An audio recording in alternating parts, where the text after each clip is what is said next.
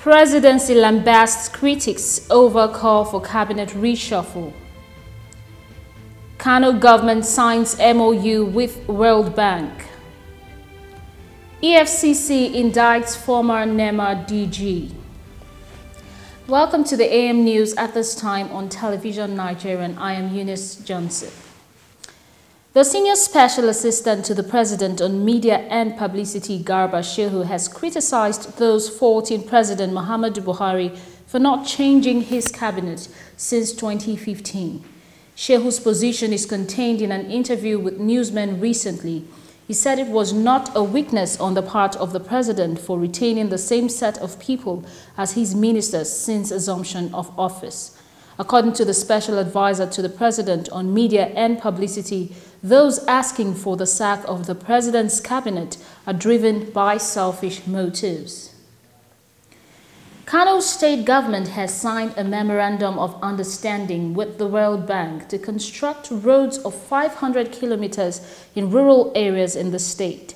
Chief Press Secretary to the Governor Abdullahi Ganduje Abba Anwar said the roads would be constructed under the Rural Access and Agricultural Marketing Project, and each of the 44 local government areas would have 10 kilometers.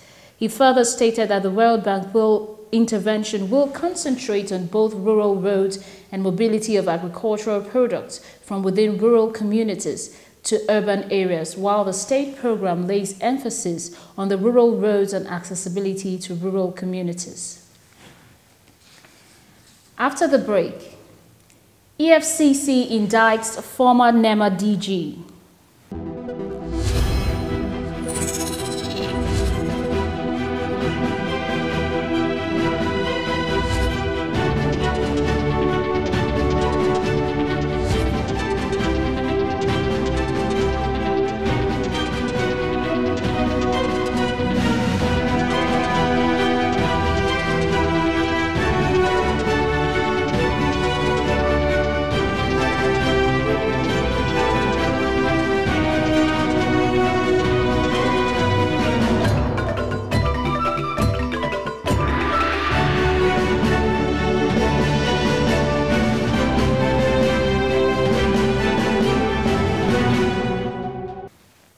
Thank you very much for staying tuned.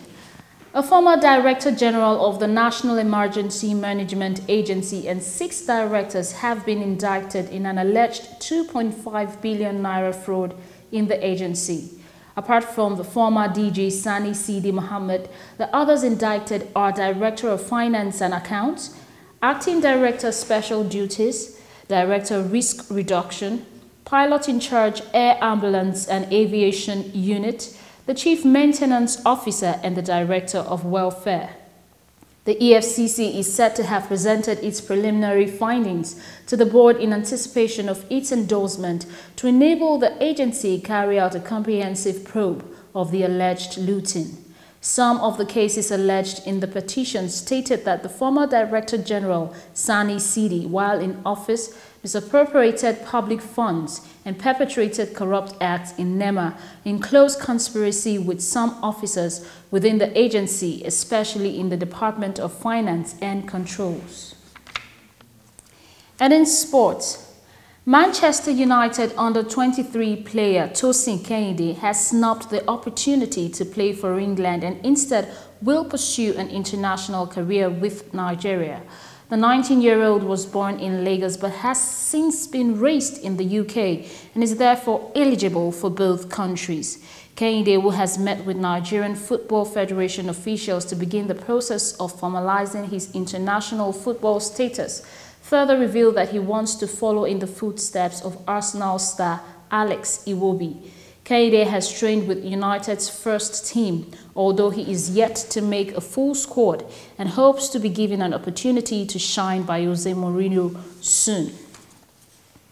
And on the foreign scene, Winnie Mandela, former wife of late South African President Nelson Mandela, has died at age 81. According to her personal assistant Zodwa Zwane, Willie died peacefully on Monday at Netcare Mill Park Hospital, Johannesburg, while surrounded by her family and loved ones after a long illness for which she had been in and out of the hospital since the start of the year.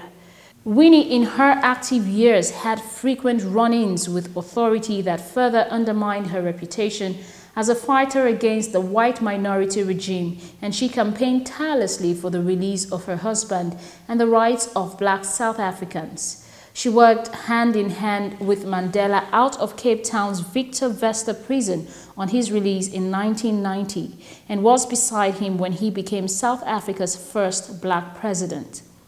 Winnie and Mandela separated in 1992, and her reputation slipped further when he sacked her from his cabinet in 1995 after allegations of corruption. To end the news, a recap of the major stories. Presidency LAMBAST critics over call for cabinet reshuffle. Kano government signs memorandum of understanding with World Bank. EFCC indicts former NEMA Director General. And that's the news on Television Nigerian. But before I go, I leave you with this thought. When you reach the end of your rope, tie a knot in it and hang on. Thanks for staying tuned. I am Eunice Johnson. Bye for now.